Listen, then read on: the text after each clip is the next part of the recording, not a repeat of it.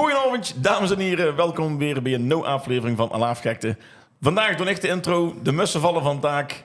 Omdat jij dit keer de gast hebt uitgenodigd, Charlie. Dus jij mag je introduceren. Het is de zeer de rechte gast. Ik zit er allemaal gelijk al bezig nog op de camera.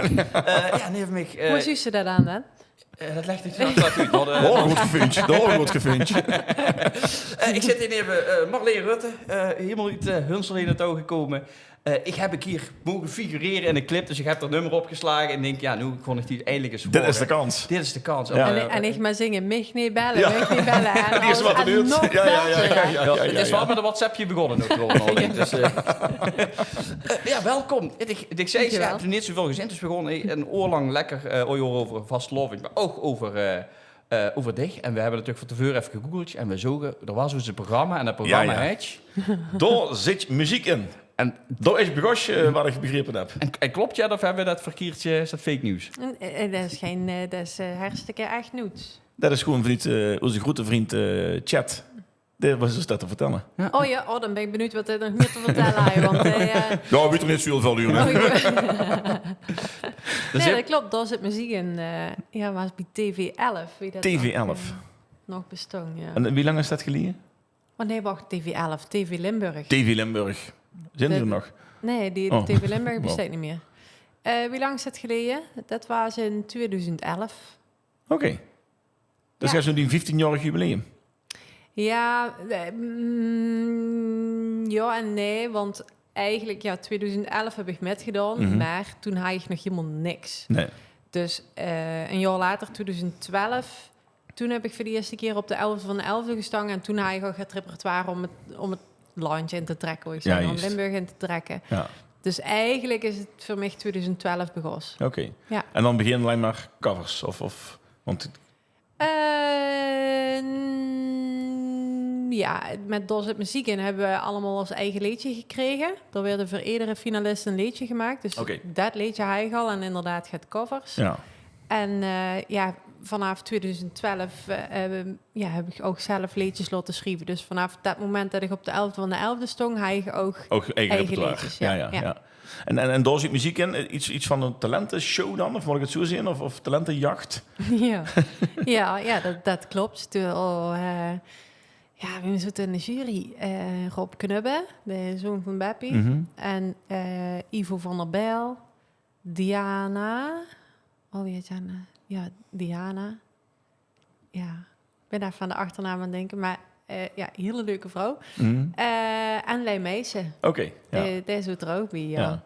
En eigenlijk heb ik daar met gedaan met het idee van, jongens, vooral om naar vrienden te zeggen van, ik hoef niet meer met te doen met Popstars of X-Factor of Idols, want dat is allemaal niet van mij, bla bla bla. En toen ging ik daarheen en dan kwam ze door de eerste ronde en ik kreeg ze een mailtje dat ze nog een keer terug moest komen. En toen dacht ik, Oké dan. Oké, we gaan nog één keer en dan, de volgende ronde zal ik het wel uitleggen. Die ronde daarna... mocht ik ook terugkomen. En hij die presentatrice daarna tegen me gezegd van... ik heb gehoord dat ze net gaat sprankelen er mocht zijn. Want dan moest ik voorstellen dat ik met mijn blouseje, mijn spijkerrokje... en degelijke schoentjes aan door binnen stond.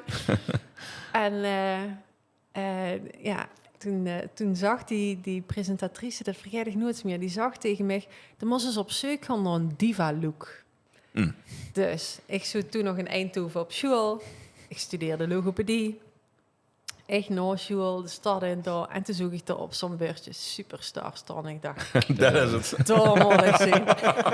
Nog weer een ster gemaakt. Oh, echt. Maar nu ben ik echt aan het vertellen wat het echt nog niet is. Dat weet niemand, zo dames en heren. Nee. Oh, dus ik kom daar binnen.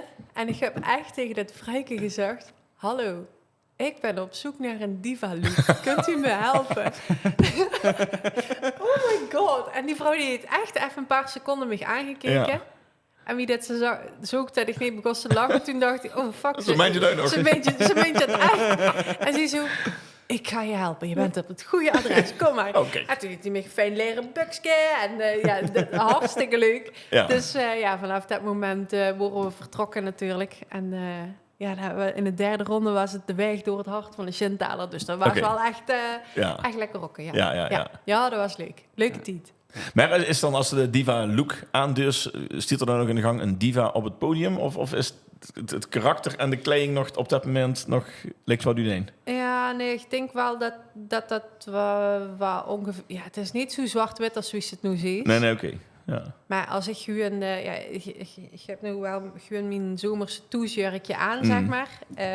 Mijn horen zitten wel alsof het echt de bühne op kan. Dus nu is het een beetje de helft, zeg maar. 50-50. Ja. 50-50 inderdaad. Dus, maar ja, als ik nu echt mijn optreedkleren aan zou hebben en de make-up zou zitten, ja, dan is dat weer angst. Ja. Dan heb je de koptelefoon nu ook opgedaan. Ja, daar moet je echt in op. Maar deze wat tevoren al zingen dan? Of als je zangles? Of een vriendje zei, ik heb de keer horen zingen, doe je een keer aan mij? Of hoe was dat daarvoor, zeg maar? Nou ja, ik denk dat ik mijn hele leven al zong. Of ja, dat denk ik niet, weet ik wel zeker. Ja, Ik dat zong, is al bij geweest. ja. Ik zoet als 4-jarige met mijn first Sony onder de kamertafel te oefenen en cassettebandjes strak te draaien met de pink. Ja. En later ging ik paardrijden en dan zoet ik op paard altijd te zingen. En, en als we op stap gingen, was ik altijd de entertainer van de groep. Nou, dingen uitbeelden, zo heel mogelijk zingen. En daarmee dat ook heel veel vrienden zachten van... ja, ga toch eens mee doen aan Popstars of X-Factor of zo. Ja. Ik hoor je uitgezocht en in Limburg dan nog uiteindelijk helemaal doorgebroken. Ja. En hoe is het eigenlijk? Want er zit een heleboel... Vastelovend is natuurlijk uniek, want daar zit je een combinatie tussen humor... en sommige mensen kennen eigenlijk niet per se extreem goed zingen... maar die hebben het meer op de act en die kunnen ook nog heel goed zingen. Is dat heel anders als... want ik zie nog weet ik veel... Neem eens even iemand die wat minder goed kan zingen... maar wel heel erg veel... Zoals hem. Dus hij is bijvoorbeeld zingen en heel veel sfeer en heel veel humor... en dan ook op zich. Is dat leuk? Is dat gek? Of hoe voelt je? Want normaal is het wel natuurlijk meer van hetzelfde, denk ik. Stel je, weet ik veel, in Nederland ergens noorden gaat zingen... of je een andere genre, maar puur in de vastelovend is wel natuurlijk heel veel verschil in. Ja, ik denk dat er ook heel veel verschil in zit tussen Jeroen van Zelst of Samantha Steenwijk. Hè? Dus... Ja, vast wel een keer allebei niet. Ja, nee. Ja, Samantha Ik ben heel slecht in zangers. Dan word ik heel, dan ben ik ook heel blij dat Danny er bij is. Nee, maar dus, nou, wat ik daarmee wil zeggen is dat in het Nederlandstalige ook wel heel veel verschil zit. En in het Limburgse repertoire, ja, de ene zingt dit en de ander zingt dat. De ene heeft mega veel energie. De ander kan juist heel goed zingen. Zij hebt meer stil. Ik denk echt dat ik niet de beste zangeres ben.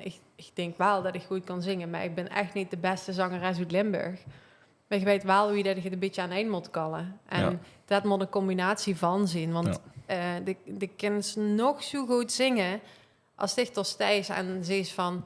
En mijn volgende nummer... Ja. Dan pakt het niet. Nee, en andersom ook, hè. De kinderen nog zo goed kallen. Nu is dat wel iets makkelijker. Als ze echt heel goed kunnen kallen. Maar als ze echt niet kunnen zingen, dat werkt ook niet. Dus het moest wel een... Want beide een goede basis. Ja, maar dat moet ook groeien. Dat moet eindig zitten, ja. Want hoe snel want wanneer was dat? Moet ik even een beetje leeg. De laatste keer dat ik zo optreden was ik bij de Werkerscup en ik neem ze die de pap altijd mee als geluidsman, hè. Klopt, en dat is wel heel professioneel, want daar die prikt ze echt die eigen spullen in op de geluidsinstallatie, eigen microfoon, dus ik heb ze er heel erg over nagedacht. Ik wil dat gewoon heel fatsoenlijk doen. Is dat iets wat meteen bij de was of is dat echt over de jaren heen geprofessionaliseerd, zeg maar? Dat is door de jaren heen geprofessionaliseerd. Bij wie begost was het nog de tijd van de minidiscs. Ja, dat is echt bizar. Dat is heel lang geleden.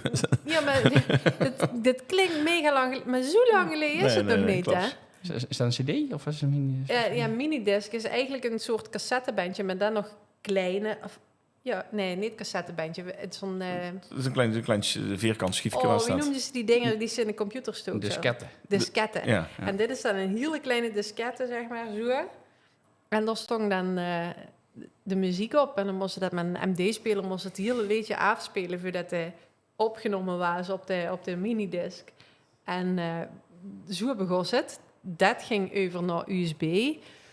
En wie dat we eenmaal overgingen naar USB...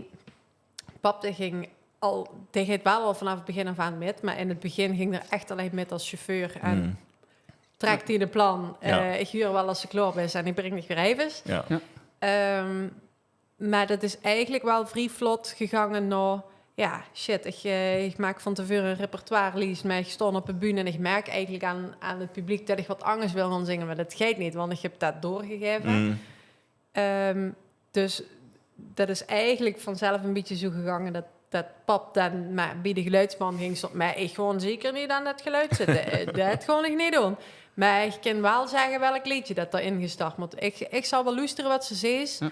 En dan zal ik wel zorgen dat hij het goede liedje instart. Dus dat was de volgende stap, zeg maar. En toen is het weer gegangen. Nou, pap trekt de muziek even een keer terug als dat ik vroeg of dat de mensen zingen of wat dan ook. En toen kwam de volgende stap van pap. Ik heb een geluidskist aangeschaft. Alsjeblieft, nu ga je sticht dat doen. Ja, juist. Ja. Oh. Ja, en zo, in het begin was het dan een analoge mengtafel en ondertussen is het een digitale. En nu zien we weer met dat er een iPad staat. Dus, dat is wel helemaal gekker, hè? Ei. Ja, dan wordt het een soundboard inderdaad. En dan begint dat nummer te spuren. Ja. Wat vroegen we de Bond over jou? Een soundboard. Ja, maar niet zo... ik heb dat catje gezien, niet zo professioneel. ben ik zeker over. Maar het is eigenlijk wel heel leuk dat ze ook met die pap dus eigenlijk gewoon over het oog is. Dus Ja, ik ben degene die op een bühne staat, maar we doen het echt met z'n tweeën. Ja. Want... wie ik al zeg, ik heb nooit meer nodig dat ik een repertoire-lijst van tevoren maak. Ja. We komen ergens aan, ik kijk de zaal in en pap vreugd aan mij, hoe wil ze met beginnen? Ja. En dan probeer ik een beetje in te schatten van de of die kan je gewoon uit, ofwel ik vraag aan degene die me geboekt heeft. Want door het jaar her kan het ook op een feestje van iemand die 25 jaar getrouwd is of wat dan ook zien, hè? Ja. Van wat wilt je huren? En als het dan vooral Duits is, dan beginnen we met een Duits liedje. En dan kijk ik het eerste liedje van... Of dat fijntje of niet. Ja, wie reageert iedereen? Wat is de sfeer? Wie is de aandacht? Kijken ze naar mij? Kijken ze niet naar mij? Wat hebben ze nodig? En dan probeer ik dat eigenlijk dat eerste liedje al een beetje aan te vullen, zeg maar, van hoe moeten we her? Ja. Ja, en als ik het echt niet weet, dan krijg je het altijd nog vragen, hè? Van, zeg maar. Ja, juist. Ja. Dan wil je het volk uren. Maar wat heel leuk. En die ook wel een veilig gevoel. Dat altijd gewoon. Ik kan me goed voorstellen, dat met een geluidsinstallatie, met zo'n microfoon door, dat je gewoon eigenlijk weet hoe je aan touw zit en dat goed gaat. Ja, op mijn oren staat het altijd hetzelfde met de in-ears natuurlijk. Maar ook een stukje. Kijk, met vastgeloven is iedereen ziek. Ja. En als je 5, 6 optredens op een dag hebt, dan heb je iedere keer een andere microfoon in de hand. Hoe dat de ook weer 5, 6 verschillende mensen doorveur ingezongen hebben. Ja, dat is toch allemaal speeksel wat ze dan zelf ook binnenkreeg, zeg maar. Ja. En dan werd ze ook sneller ziek. Dus ik ben er echt van overtuigd dat je nu minder ziek werd dan voorheen wie ik nog met microfoons van organisaties zong. Ja. Hebben we dat nou ook nu? Nu ze gewoon op begint te denken, dit is ook wel iets voor... Ja, sowieso. Of er moest niet zo dicht aan die de microfoon laberen, dat kan ook. Dat kind je ook. Ja, ik zeg dat nu met buiten hebben ze tegenwoordig allemaal headsetjes. Dat is helemaal fijn. Hij is helemaal ingezegd. Hebben ze hier zitten. Ja. Met Norman en Brabant. Eigenlijk alleen maar in Limburg hebben ze dat nog echt. Dat ik dat zie met Norman. Ja, maar die stonden nog echt in de ton natuurlijk. Ja, maar Brabant stond ook wel in de ton. Maar het is eigenlijk ook wel leuk, want als je oploopt en hij al een beetje introductie, hij natuurlijk een beetje interactie met het publiek, maar voor iemand tegen een microfoon heeft, dan denk je, dat loopt langs de deur wel op zijn horloge wie ze wat er ook aan het doen is. Maar als dat een microfoon, dan kun je ook al een beetje met de zaal spelen. Dus dit wel.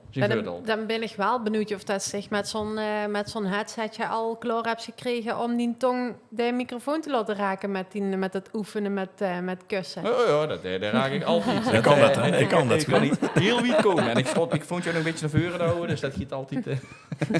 Bij uw laatste buurt is allemaal boete de ton, toch? Je stoot bekans niet meer in de ton.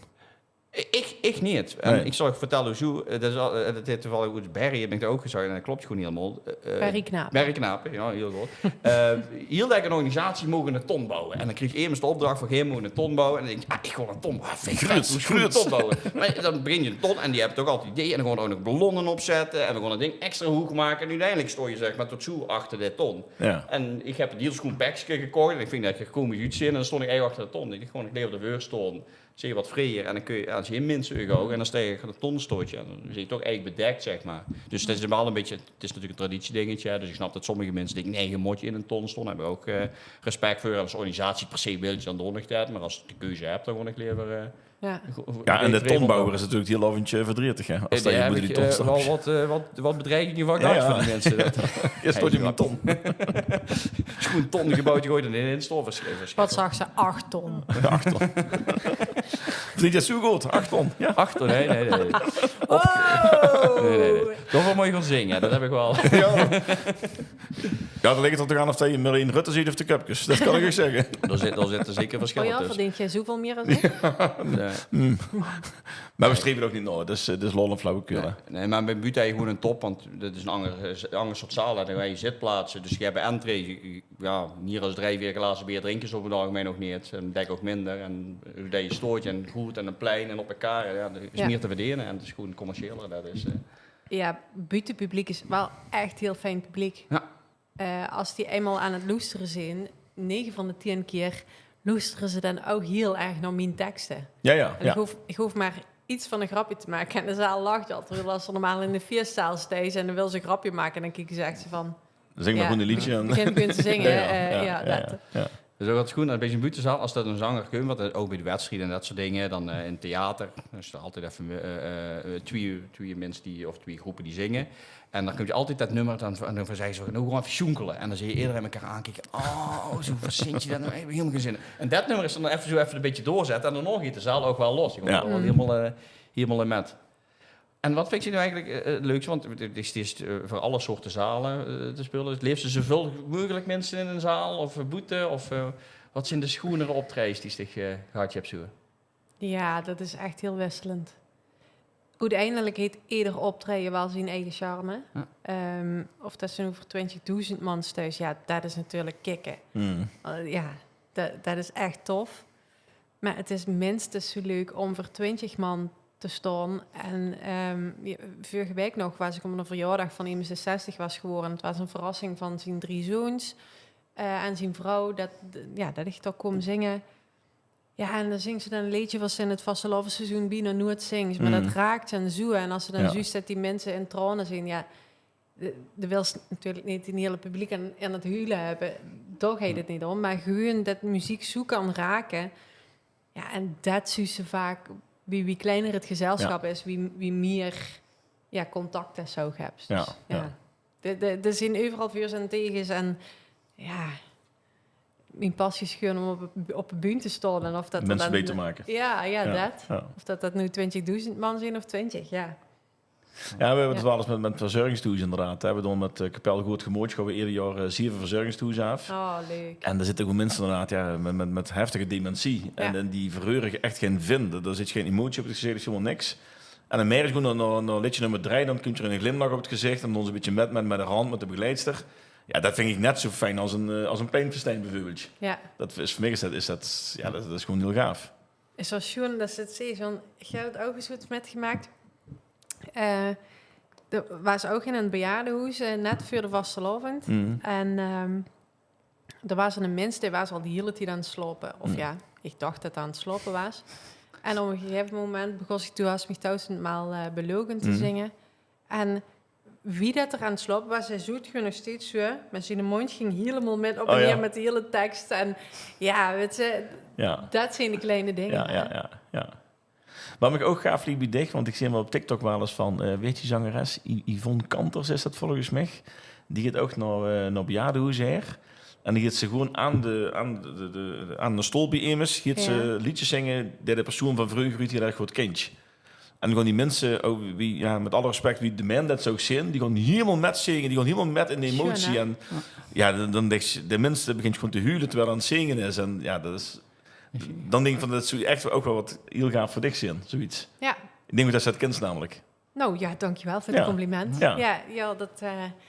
ik denk ook dat er nog een heel stuk ligt voor mij. Ik weet alleen nog niet precies wie dat ik dat te werk moet stellen. Dus, maar het is wel tof. Ja, zeker. Wat is die menselijke optreden geweest? Dat zijn er echt wel geweest, denk ik. Ja. Maar dan mogen even denken. We hoeven geen naam voor organisaties of zo, hè, maar... Nee. Moet je wel achteraf doorgeven. Vind ik wel wat. Ik ben even aan het denken. Of dat ze een keer ergens komen, ze denken van yes, ik heb er zin in. En het pakt je niet of het deed niks. Gevallen, ook altijd leuk. Gevallen van mijn mens een paar jaar geleden. Maar nee. Nee, ik denk dat ik dat meestal zo snel mogelijk probeer weg te stoppen. Om zoveel mogelijk de positiviteit te houden.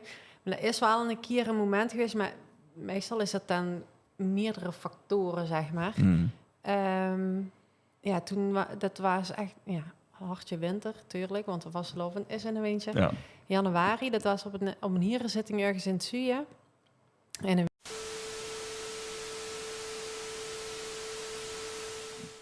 Zo, intermezzo 2. We hadden wat technische troubles. We moesten even wat nou opstarten. We zijn 2 uur later. Het is inmiddels 11:30, maar op zich we hebben het iets zat. Marleen heeft oprecht een paar hele gooie buten geïmiteerd. Van, we zijn allemaal bezig komen. Ger Frenke. En een of andere postboei. En een postboei. Ik ben zijn naam ook weer. Jacques Vinder. Wie ging er ook alweer, Marleen? Maar we waren hartje winter. Daar waren we gebleven. Hartje winter. Hartje winter. Herenzitsing, geloof ik, hè? Ja, klopt. Ik was aan het vertellen dat het meerdere factoren dan bijeen horen. Mijn man was 's morgens achterover gevallen met de kop op een ijsvlak. Dus die had een flinke hersenschudding. En dus kost mijn pap niet met.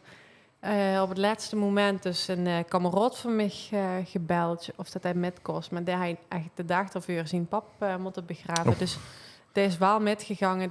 Er worden dus heel veel dingen al bijeen. En toen kwam ik toch aan en op een hierenzitting. En toen zaten ze mij midden op een hierenzitting, midden in de zaal, op een steiger neer. Ah.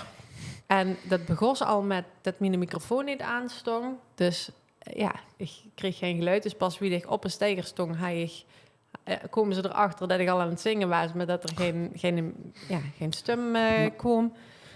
En toen heeft me de mens vol in mijn kontje geknepen. En toen draaide ik me om. En er stond er gewoon een hele breie gast met de rug naar de bühne her. Ik zo gaan zien showers dat er aan het lachen was. Maar ik wist niet precies wem dat me geknepen had, zeg maar. Dus, hij is allemaal een keer... Nou, ik heb echt geen seconde bedacht. Want toen kwam gewoon alle frustratie eruit, denk ik. Ik heb de mensen gestampt. Dat echt gigantisch. En verder gewoon mijn hele optreden afgemaakt. En ik zag wel dat optreden gewoon op ieder tafel security komt te staan. Okay. En ik was klaar. En dan stonden gewoon een ene keer, hoe dit niks, stonden 6 man security onderaan de steiger. Oh. 2 voor mij, 2 neven mij en 2 achter mij. En die duwden me zo de kortste weg naar boete her. Ik zeg, doe eens even normaal. Ja. Wat zit je gaan doen?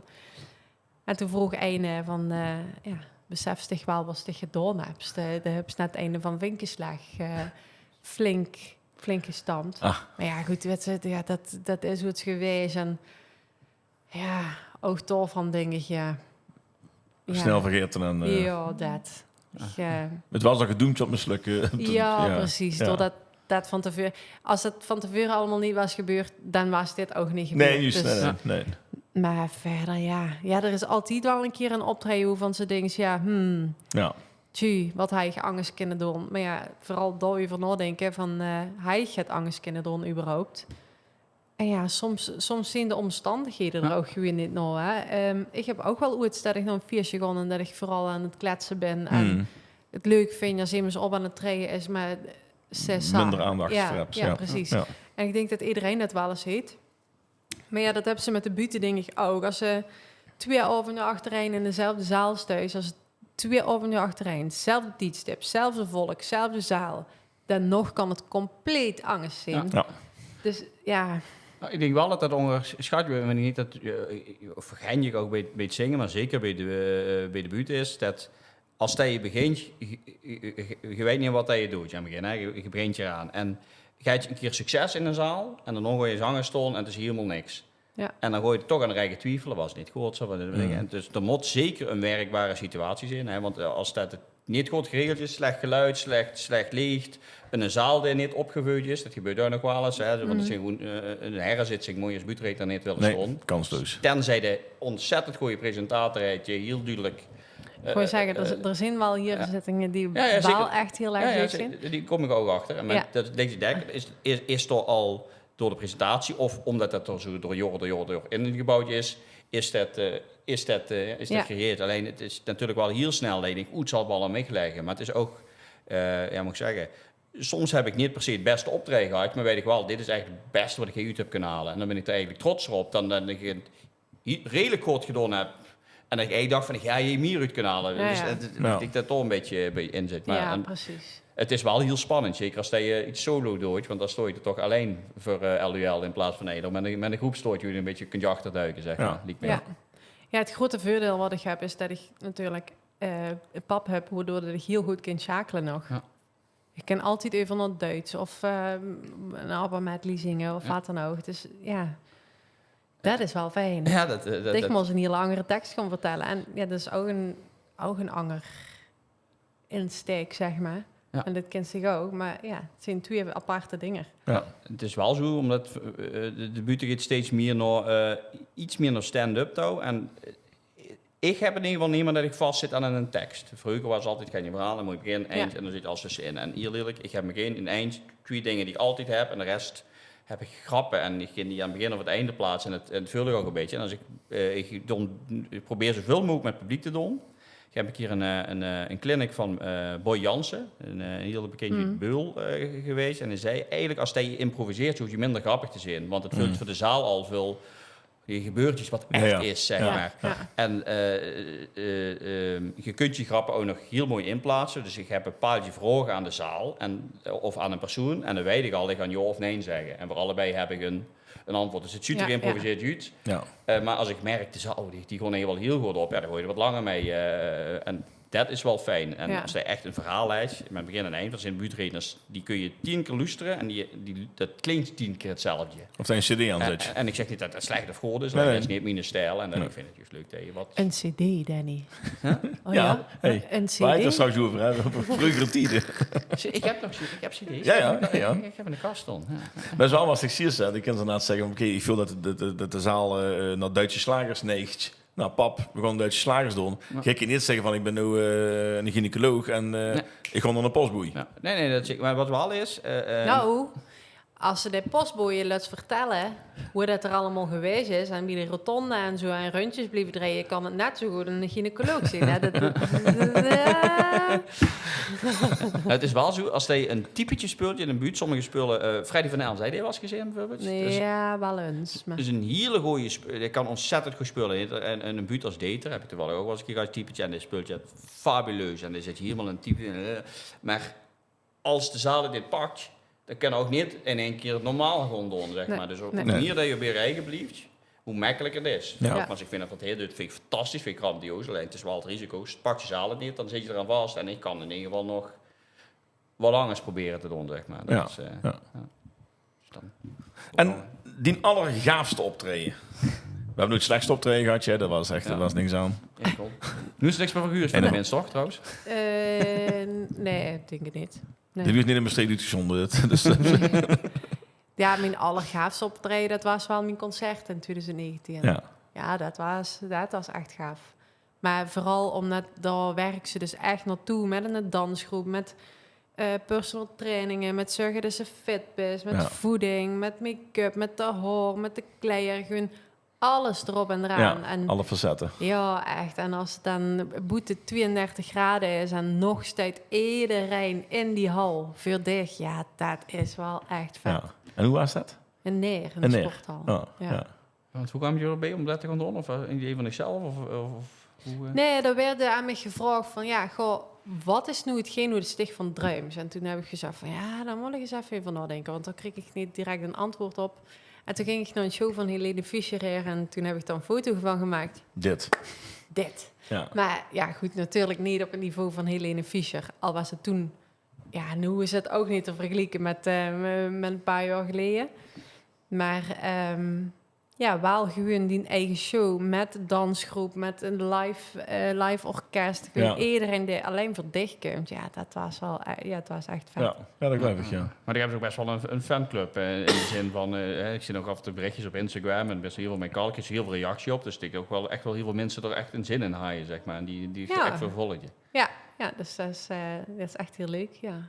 Ja, dat geloof ik. En hoe lang was dan de voorbereiding, zeg maar? Dan je over gedaan? Of ja, zoiets, denk ik. En wat viel het meeste mee en het meeste tegen? Want je kunt nu ook dingen bekijken, wat ze net al zei, zeg maar. Wat mij zo tegenvalt was de danspasjes ontrooien. Ik ben een zangeres, geen danseres. Had je normaal geen... Ik weet even niet, maar had je een danspasje bij bepaalde nummers ook? Ja. De veur ook al, toch? Of is dat ook? Ja, dus dat ging nog redelijk. Maar ja, dit moet gewoon allemaal strak en ja. Tijdens het zingen ook nog. Ja, en het is allemaal live, hè. Ja. Wat het meest metviel was... ik ga dus heel veel geoefend met die danseressen. Ik ga 2 keer geoefend met de band. Ja. Maar nog nooit hebben we alles samen gehad. Nee. Nog nooit. Ik ga nog nooit op die bühne gestangen. En dan komen ze door. Dan hebben ze geen generale repetitie of zo. Het was gewoon de dag zelf. Soundcheck. Een paar uur van tevoren. En dat was het moment dat we pas voor de eerste keer met z'n allen op de bühne stonden. Dus dat... en als dan gewoon alle puzzelstukjes ineenvallen... en de werks met professionele mensen... die gewoon weten wat ze moeten doen. Ja, juist. Ja, dat is wel echt tof. Ja.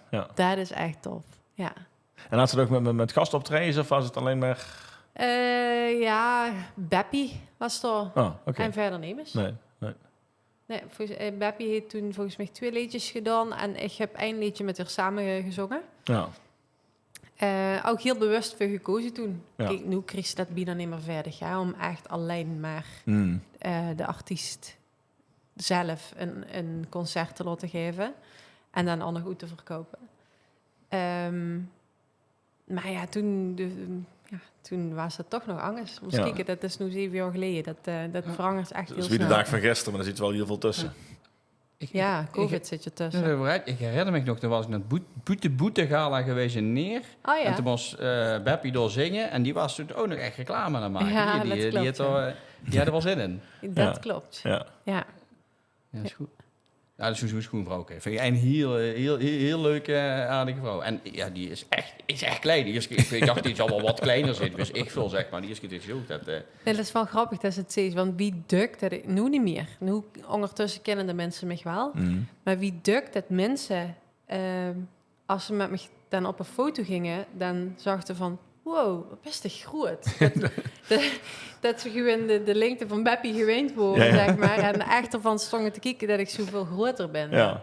Maar ja, als ik mijn hakken schoon aan heb, dan mag ik echt door de knieën om Beppie goeiedag te zeggen. Dus ja, dan ben je 48. Ja, dat is een schat van een vrouwtje, ja. Hey, en die nummers, hoe komen ze eigenlijk bij de nummers? Hebben ze vaste schrijvers of komen ze zelf bij die ideeën? Of van alles wat? Ja. Daar moet ik niks over vragen, maar terug iets. Nee, zeker wel. Maar dat was hebben ze vaste schrijvers? Ja, over het algemeen wel. Hebben ze zelf ideeën? Ja, ook over het algemeen wel. Dus vandaar mijn antwoord ja. En wie schreef meer dan? De afgelopen jaren voor het LVK heeft David Peters wel geschreven. Daarvoor Mark van Mullekom, Bas Kuiltjes en Marijke Gijzen. En zo tussendoor, Quinn Warmerdam heeft een keer een liedje voor me geschreven. Guus Stijn heeft een keer een liedje voor me geschreven. Nu kan ik weer met een nieuw liedje uitkomen. Want je vraagt alleen maar naar het verleden. Maar we zien de toekomst terug. Zit er even pauze tussen. Dus, Marleen, wat zijn die toekomst? Wat zijn de toekomstplannen? Nou, leuk dat je het vraagt. Ja, dat is heel spontaan. Het programma. Vragen op toekomst. Ja. Nee, er gaat binnenkort weer een nieuw liedje uitkomen. En Bas Kuiltjes heeft er de tekst van geschreven. En dat is in de cover. Dus ja, zo links en rechts zijn er wel vaste mensen die schrijven. Ja, is wel echt tof. Ja, en wat vond je de leukste clip die je uitgemaakt hebt? Ja, hashtag met bellen. Vooral omdat ik er zelf niet een beeldje hoefde. En, wel best een beeldje geweest. Ja, maar niet zoveel als de hoofdrolspeler. Wie was dat? Ja, weet ik helemaal niet meer wie dat tegen gast deed. Ja. Dat was, de deed altijd Mr. Bean. Och, wat toch. Nou, ja, het kostte best goed eigenlijk. Ja, hij vindt dat heel goed kan. Nee, ik kan nog echt, het is echt ook goed. iets van de Engelse naam of zo. Charlie of Charlie. zo. Ja. Charlie. Klinkt goed. Charlie Y. Charlie Y. Intelligente mens. Charlie Winehouse. Ja, dat is echt zo'n videoclip, man. Winehouse. Hey, ja, een gouden doos, hè. Ik wil zeggen zo. Nee, maar het leuke van die videoclip, waar ze normaal gesproken als ze een videoclip opneemt, en ja, best als artiest meestal zelf wel het meeste in beeld. Ja. En dit was nu echt, nou, totdat we in het café kwamen, en dat was pas later in de middag, was eigenlijk alleen Charlie aan het... Charlie aan het werk. Dus ja, en ja, dat heb ik toch toen al gezegd, maar de Gips gewoon echt een gave. Dat is ongelooflijk wie dat ze met die mimiek alleen al mensen op het tafel of op een grondkins kregen van het lachen. En ook de filmmaker, ja, als ze gewoon ziet wie grappig dat die dat achter de camera vinden, wat er voor de camera gebeurt. Zonder dat er een script is of dat er iets gezegd werd van doe mos dit of doe mos dat. Ja. Echt van genoten. Dat was ook heel leuk om te doen. Ik kreeg vandaag toen ook nog een beerpakket. Ik heb het niet zo goed... dat heb ik een week over gedaan op te vliegen. Dan heb je goed beerpakket. Ontzettend leuk. En dat hebben we in de buurt, dus hebben we het opgenomen. En ik dacht, in de buurt hoe ze hebben dat opgedronken. Ook voor een deel. Maar ontzettend veel films, weet ik nog. Ja. Want uiteindelijk, het is eigenlijk maar 3,5 minuut of zo. Ik denk dat het totaal duurt. Maar het was een ontzettend leuke dag toen. En hoe heet je ook weer, dat filmpje? Jan Joost, ja. Een heel chique naam. Ja. Daar had er ook wel goede zin in. Het was heel leuk om te doen. Hij mocht ook heel veel improviseren. Dat is altijd sowieso het leukste. Ja. Dus ik kreeg duur iets met een bel en iets met een ding. Maar de rest deed hem ik wel... Gewoon lekker en een hunsel geweest voor de eerste keer. Ja, dat was... Heb ze nog het rookbommen afgestoken in Hunsel? Ook nog. En ik merkte dat met name niet lang geleden hadden we Moer Patazi en die zei van onze clips worden heel veel de jeugd afgespeeld. En het waren echt een klein wichter. Ik zeg even 6 tot 9, joh, die herken je me er ook nog een beetje van. Wat is een clip van mijn leraar? Ja, van de Verkerscup, die jeugdvereniging en de jeugdwichterbond de middag die repeteren. En die kosten het echt. Oh, dus dat is leuk. En die herkieken dat ook gewoon heel dik. Dat is de enige die gewoon uit gewoon en dat soort filmpjes dat deed F5'en. Ja. Sure. En dat was ook een heel leuk nummer, denk ik, om te zingen. Want dat pakt zeker. Ja. Dat deed nu nog steeds heel goed. Heb ze favoriete nummers van die eigen repertoire? Dus denk ik van, dat zijn de leukste om te zingen. Niet de bekendste. Die kunnen we wel in de Spotify-lijst. Maar. Ja, zeker. Deze nacht blijft gewoon heel erg leuk. En mij niet bellen trouwens ook. Omdat het gewoon heel veel mensen die liedjes kennen. Ja. Maar gewoon bijzonder. Dat is bijvoorbeeld een liedje. Ja, dat is... er is bijvoorbeeld een zin in het liedje. Geluk, dat zit in vinje. Hoe ze nooit snel hebben gezocht. Ja. Ja, als we daarover nog eens denken, daar zit zo'n rake woord in. Ja, dat vind ik dan wel mooi, dat als ze zo'n liedje, wat dat bijna nemen kindje, als ze dat dan op een privéfeestje, want meestal zijn dat dan de privéfeestjes muziek. Als dat mensen raakt, ja, dat is wel heel schoon. En hetzelfde met Doe hoeft niet te winnen. Doe hoeft niet te winnen om een winnaar te zien. Ja, dat is, En als je zo'n nummer, je wordt in het proces van een nummer schrijven, maken, oefenen. Wij je dan al snel van, dit giet wel echt een knaller weer? Of is dat dan toch nog een beetje pas naar de première, om zo te zeggen? Ja, eigenlijk wel een beetje van beide. Maar bijvoorbeeld bij De Hoofd niet te winnen, die uitspraak heb ik zelf gedaan. Bij een interview de dag na het LVK werden er tijdens het interview een beetje op doorgeduwd dat ik verdrietig zou zijn omdat ik alweer niet bovenaan erbij stond, zeg maar. En toen hij al een keer gezegd dat het niet zo was en dan werden er nog een keer op ingehakt en toen... Ja, ik voelde me een beetje zo van, dat is helemaal niet zo. Ik zeg het net toch. En toen heb ik out of the blue gezegd, maar hallo, de hoeft helemaal niet te winnen om een winnaar te zien. Ja, prachtige zin. Ja, dat. En toen hing ik de telefoon op en toen dacht ik... Hey. En toen heb ik de schrijver gebeld. Hij heb zich toevallig mijn interview net gehuurd. Ja, toevallig wel. Ik zeg, die zin heb ze die gehuurd? Ja. Ik ken ze toch het met? Ja. Ja, nu is het 6 en ja, zo loopt het dan weer. Ja, en dat is dan ook een liedje. Wat, ja, dan hoeft ze het niet altijd te zingen. Maar als het dan zingt op een bepaald moment dat het past, zeg maar. Ja, dan is dat wel echt heel schoon. Ja. Dat geloof ik. Want wat ik zei, zo privéfiets, zingt ze natuurlijk andere dingen. Is dat vroeg eerder een, dus niet dat ze zegt, dat heb ze al eerder gevraagd. Is het leuk dat mensen eigenlijk bepaalde nummers willen? Of is dat juist op een gegeven moment dat je denkt van, dan ga ik dat nummer weer zingen, zeg maar. Snap je wat ik bedoel? Ik snap zeker wat ze bedoelt. Maar ik vind het ook fijn als iemand aangeeft wat ze leuk vinden om te huren. Dus eigenlijk binnen altijd vraag ik het ook wel, die is een optreden van... Wat wilt je huren? Want ja, dan kan ik erop ingaan en dan weet ik dat de zaal het al wilt huren. Dus ja, dat is tweeledig. En zeker om privéfeest maakt de tijd vaak ook niet zo heel veel uit. Ja. Dus ja, of dat ze dan 1 of 2 liedjes meer zingt, ja, dat maakt dan ook niet uit. Zijn die daar net blij mee, denk ik? Ja, dan, ja, kijk, het is fijn als ze die eigen plan een beetje kunnen strekken, omdat ze nooit helemaal precies weet wie dat het publiek gaat reageren. Maar als degene die zich boekt ziet van ja, ik wil echt alleen maar Limburgs. Ja. Dan gewoon maar alleen maar Limburgs doen. Ja. Maar goed, ik zeg daar meestal wel erbij van ja, prima. Maar als er een Duits liedje aangevraagd werd, gewoon echt niet zeggen dat ik dat niet mag. Hè? En als ik nu ziet, ze gaat geen Duits zingen, dan huur ze het dan ook terug. Ja. Maar dat is eigenlijk nog nooit veel gekomen. Wel hoe het dat ik voor alleen Duits geboekt was en dat ze deze nacht bleven aanvragen. En toen heb je ene keer gezegd van ja, maar het is eigenlijk niet de bedoeling dat ik Angst en Duits kon zingen. En toen bleven ze het vragen. Ik zeg, ja jongens, Wim wil het allemaal huren. Ja, toen stond meer als de helft van de zaal stok de hand op. Ja, dan gewoon echt niet zeggen van, dat mag niet. Ja, nee, tuurlijk niet. Hallo, het gaat om het feest in de zaal. Juist, en wat de mensen willen huren, dat Ja. Dus, ja.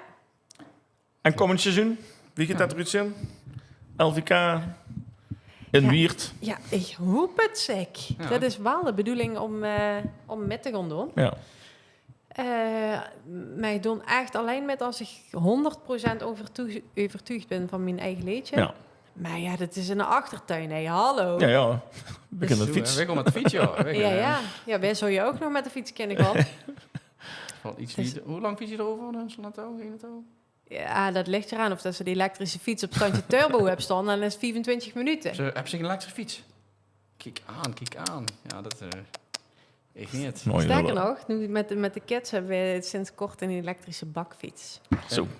Dus, maar we hebben het nog niet zo gedaan dat als we een keer op stap gingen, dat Rolf fietsen en dat ik in de bak ging zitten. Maar misschien dat nog een keer als de finale gewonnen heeft, dan... Ik heb nu een fiets. Ik heb vroeger, toen ik jong... Ik heb al heel lang in een fiets. Ik weet niet eens of ik nog kan fietsen. Dus de geest met de fiets naar het LVK zonder dat ze een fiets hebben? Nee, dus ik zit net te denken dat ik moet gaan lopen. Ik ben net achter gekomen. Olga heeft wel een fiets trouwens. Ik heb de fiets van heel wel even leren, maar die zit niet heen. Dus dat is waar ik op. Ik heb eigenlijk al lang niet meer gefietst. Dus ik vind dat wel een vreugde tegenwoordig. Ik zit nog allemaal die fatbikes. Eerder is alleen maar te zeggen, maar die werkt vet. Ik vind het hartstikke vet in een fatbike. Ik zit er best wel. Vet. Een fatbike. Echt een vet. Zo'n brug, maar zo'n vreugde is toch ook een snorfietsjes tegen. Ja. Van Reuger. Ja, maar vroeger huurden ze zich dan ook van wie daar aankomen. Keek iedereen niet naar. Nu schrikt iedereen van dich. Ja, dat is wel. Ja, dat is met een elektrische auto ook, hè. Ik heb een elektrische auto, af en toe achter me in staan. Dan denk je, hoe is het eigenlijk zin dat ik er langs wil komen? En dan rijd ik voorbij en dan wordt het allemaal stellen. Je kunt meer toeteren, zeg maar, als even een Ja, vroeger. Met de insteek is om het LVK met te doen. Ja.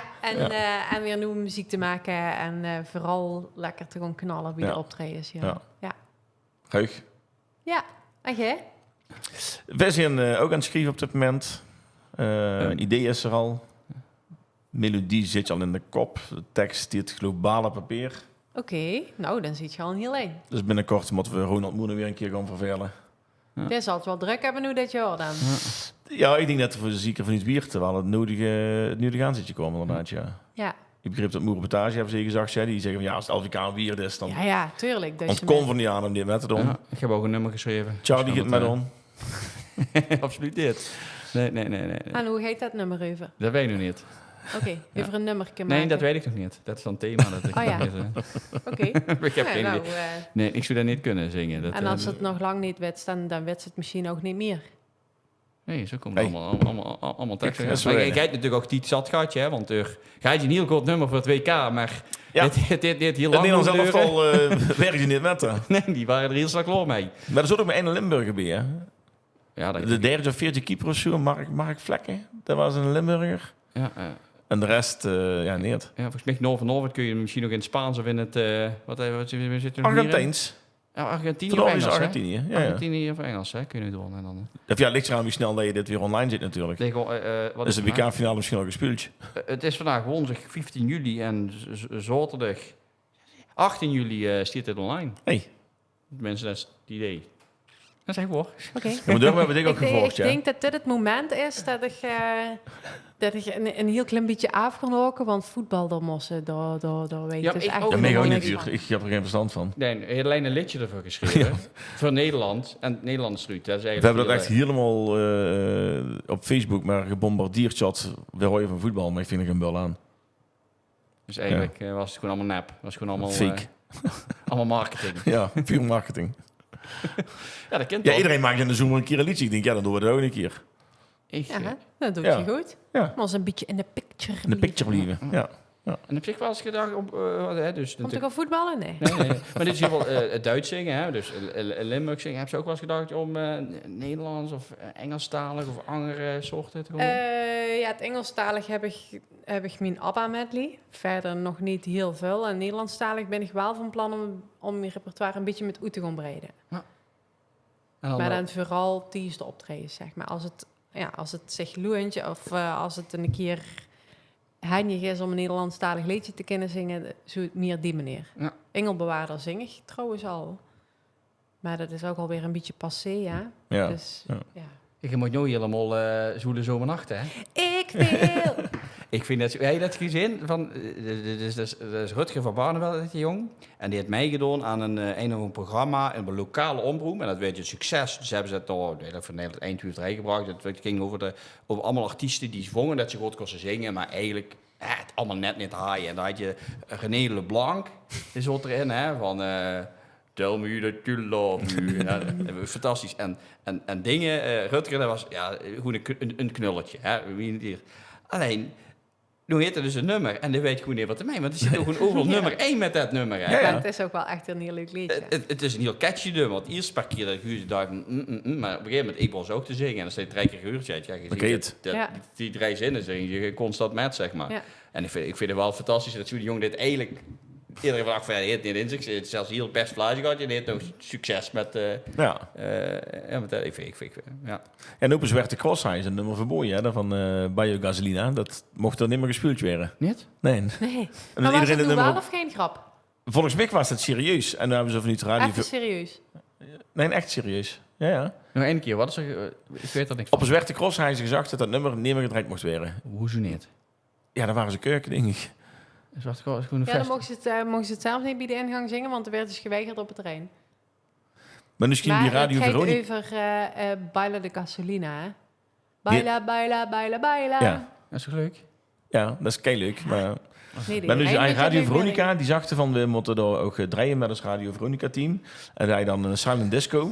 En ze gewoon op ene spoor hoe dat ze dan een nummer draaien, gewoon ze onbeperkt gewoon alleen maar dat nummer draaien. Heeft een beetje in te halen, zeg maar. Even een beetje de organisatie een beetje Beetje teasen. Beetje die, ja. Ja. Ja, maar dat is ook mooi. Ook, het is ook met die nummers, hè. Moet je ook maar net gelukkig hebben. Dat je net zo'n stukje Maar krijgt. zeker. Sommige nummers wil je zelf geschreven hebben. Ik volg me ook Heb je oprecht. dat nut? Nou, Heb je dat nut? ik heb ook oprecht erop. Jawel. Bijvoorbeeld John Tada. Die is natuurlijk doorgebroken met Borsijn in mijn oor. Had je de zin nu niet in het nummer gehad? Was dit nog succes geweest bijvoorbeeld? Of is dat toch een beetje een mazzeltje wat je moet hebben bij een nummer? Ik denk bij ieder liedje wat echt een hit werd, dat ze mazzel moest hebben. Het moet Ja, net had opgepakt opgepikt weer. weer. Ja. Ja, kijk zo'n Mart Hoogkamer. Als hij niet in Spanje Op het strand. op het strand had gezongen en het filmpje viral was gegaan. Dan hij nu misschien nog niet in mijn smart hoogkamer gekocht. Nee. Ja, ik ken hem nog steeds niet. Dus. Je kent dit soort mensen. Hè? Ik ben heel slecht in... Ik ga zwemmen in Bacardi. Oh, die ken ik wel. De smale blonde. Toch? Een echte tijger. Dat kent je wel. Oh, dat klinkt... Kan goed zingen trouwens. Hè? Ja, dat kent hij heel goed zingen. Wat gaat ze nog niet? Ja, maar er geen verbuter eten, maar dat kan maar goed zingen, moet ik zeggen. Ja, dat hebben de mensen tussen. Dat ken ik helemaal. Ik ben gewoon niet zo goed in de naam. Ik moet me ook nooit meenemen naar een pubquiz. Ik heb gewoon geen algemene kennis. Nee. Dan moet het over snoekerpoelen of zo gaat het gewoon. En voor de rest moet ik me eigenlijk niet vragen. Stel maar voor over poelen, kan ik het vertellen. Maar voor de rest niks over zingen. Ik ben heel slecht in algemene kennis. Helaas. Oké. Ik keek ook wel eens Weekend Miljonairs met z'n tweeën. En dan kreeg ik allemaal die vragen. En ik zou er net Riek weg gewoon. Volgens mij is het ook altijd... Ik ga nu even mijn tante bellen. Ja. Maar ik kreeg de eerste 4 vragen. Moeten zoeken naar makkelijk zeer. Ja. En dan 7 voor €1000 of 1000 pond of welk programma. En dan kijk je en dan allemaal maken. En dan ben je die eerste vraag. En dan denk ik van, hebben ze toch? Dit is gewoon een algemene kennis. Nee. Nou, is een erg. eerder zien kwaliteit. Ja, toch? Ja. Je kent heel goed buter eten. Zeggen we. Ja, dat vind ik dan toch het leukste om te doen. En mime.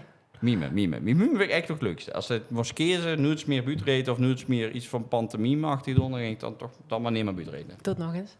Wil ze nog eens een klein stukje mime? Mime, ja. Ik weet niet eens wat ik zo moet mime, zeg maar. Ja, dat.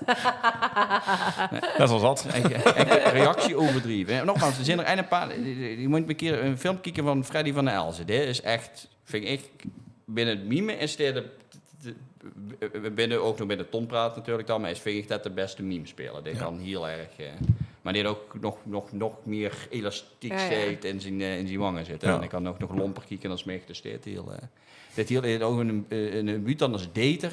En dan speelt je echt een beetje de viezer. En dan kan ik ook, maar ook een als schoolmeester. En het speelt je de minste eigenlijk een godschuwelijke hekel aan die Wichter. En het is gewoon in een verhaal. En je kunt heel de taal en heel over die Wichter. En dan zie je zijn gezicht lang... En dat speelt je zo ontzettend goed. Je hoeft ook geen grap te vertellen. Nee. En dan vinden mensen dat leuk. En dat is wel een beetje de kunst. Ja. Schön. Nice. Hebben we nog iets wat besproken want weer, Marleen? Iets wat we als echt zegt van dat sowieso Geren nog even met de mensen willen delen. Want toch gewoon nog... Nou, ik vind het wel echt heel tof dat je me goed genuttigd hebt. Dat ik een fijn flesje wien heb gekregen. Ja, en dit heeft nemens, hè? Nee. Dus de kans dat... Sorry jongens, Moerenpetazie, Nick van Am, Frenske. Ja, Moerenpetazie, ik wil hem wel met een deiluur. Dus als je dit huurt... En de camper. Ja, bijvoorbeeld. Als jij zin hebt in een glaasje wien, deel ik hem met u. Ja. Ik heb hem gekocht, dus wel een kleine fles wien. Dus De grote doos met een kleine fles. Allemaal een klein kletsje. Zegt hij erbij. Ja, geweldig. Ik vond het superleuk om de G-gehad te hebben. Nou, leuk dat je erbij mocht zijn. Het giet dus over Dankjewel. 3 dagen al online stond. Dus zou je toch fijn vinden dat het ook een keer deelt op die Instagram. En dat giet helemaal goed zijn. Normaal delen we ook altijd wat meer met onze volgende gast. Maar voor de goeie oplettende luisteraars missen we er 2. Ja. Hebben zomerstop. Immers daar iets privéomstandigheden in de kost komen. En immers was ziek. Want het is extreem warm geweest de laatste dagen. Dus we konden nog niet meer doen. Je ziet wel weer dat er komt. Ja, maar binnen 2 Zowel weken. toppers. Binnen 2 weken, ja, we hebben er 2 weer. Dus dan gaat het sowieso online komen. Dus geweldig nog wat het zei was. Dankjewel. Nou, leuk. Goed bezig, heren. En dan dank jullie weer voor het kijken en voor het luisteren. En hopelijk tot de volgende keer. Tot de volgende keer. Dankjewel. Groetjes. Hoi.